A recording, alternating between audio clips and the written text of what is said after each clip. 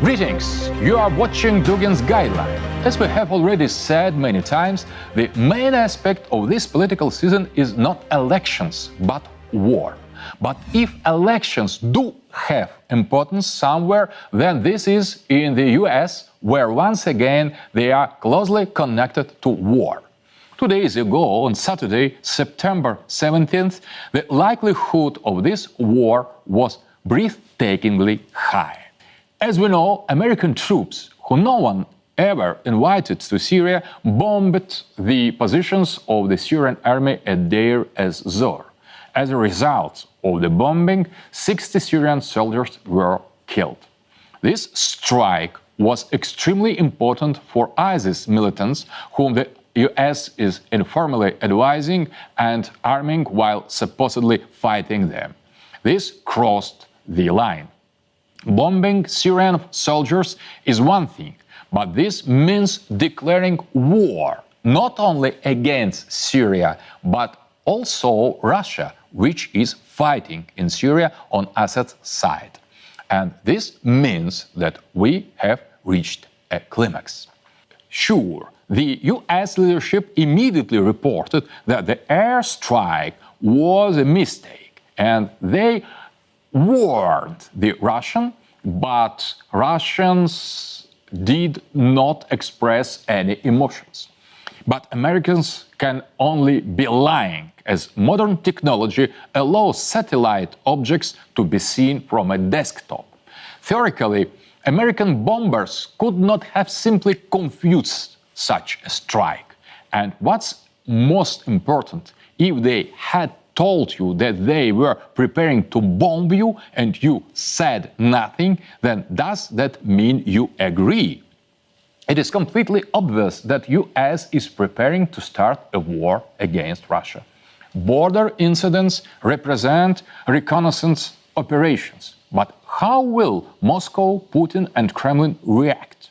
The point of no return has not yet been crossed. But did Moscow's reaction not show just how many Russians are ready for a direct frontal confrontation with the US and NATO? This was why the airstrike was launched against Syrian army positions. The globalist US leadership obviously cannot rule the whole world. And what's more, the threat posed by Trump puts their control over America itself into question. Now, while the puppet Barack Obama is still in office and the globalist candidate Hillary Clinton is falling apart in front of American voters' very eyes, is the last chance to start a war. This would allow them to postpone elections or force Trump, if he were to win, to begin his presidency in catastrophic conditions. Thus, the US neoconservatives and globalists need war, and fast, before it's too late. If Trump gets into the White House when there will be peace, then there will be no such war, at least for the foreseeable future.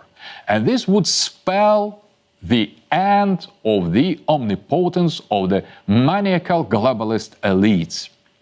Thus, everything at this point is very, very serious. NATO's ideologists and the US globalists falling into abyss need war right now, before the American elections. War against us.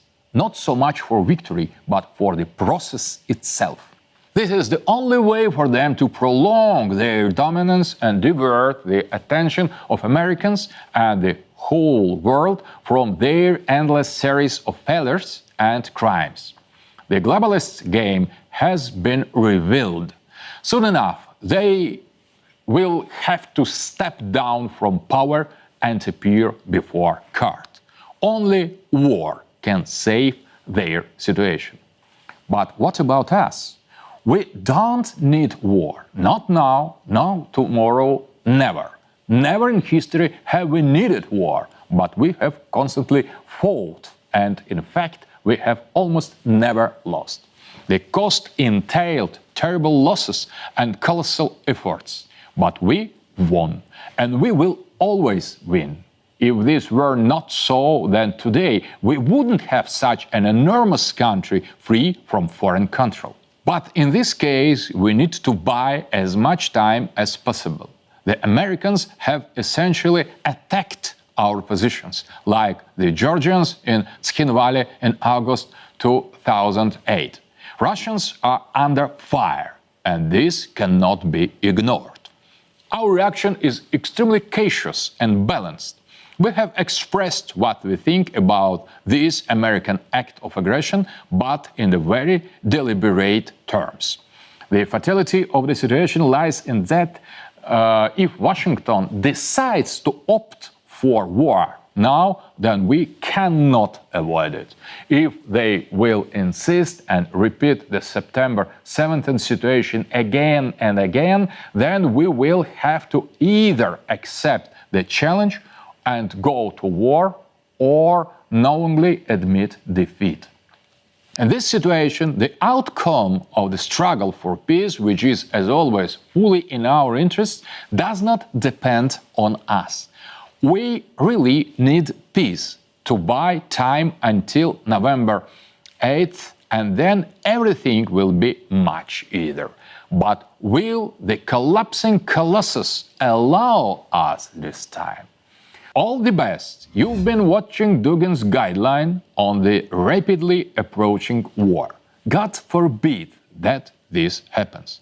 But those who could pray, prayed on the eve of the First and the Second World War. In any case, our goal is always and only victory.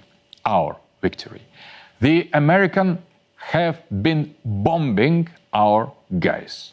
A third world war has never been so close.